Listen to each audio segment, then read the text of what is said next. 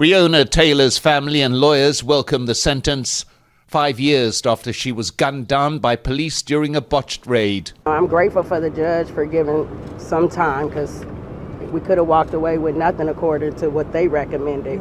The U.S. District Court judge rebuffed a Department of Justice recommendation that former police officer Brent Hankison be sentenced to time served, which would have meant him being in prison for 1 day. Judge Rebecca Grady Jennings was appointed by President Trump in his first term. We thank the judge for her attention to detail and for setting the record straight that he was convicted of depriving Breonna Taylor of her civil rights, Fourth Amendment seizure, and that is a crime that we acknowledge in America that you go to prison for.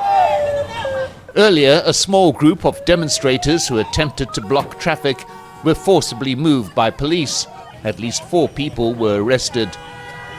The protesters were angered not only by the Department of Justice recommendation in this case, but also by its decision to end an ongoing investigation into the Louisville Police Department, part of what many here see as a nationwide campaign by President Trump's administration to undermine the protection of civil rights and strike fear into those who resist. The relatively small number of demonstrators here indicates the campaign may be working. Among the few protesters here was a young girl shouting at police. Her mother came up to her and said, "You are only 16, they are going to put you in jail," and they left.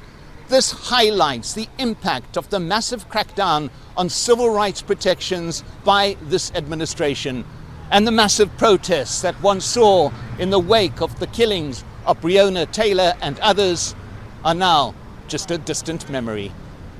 Mike Hanna, Al Jazeera, Louisville, Kentucky.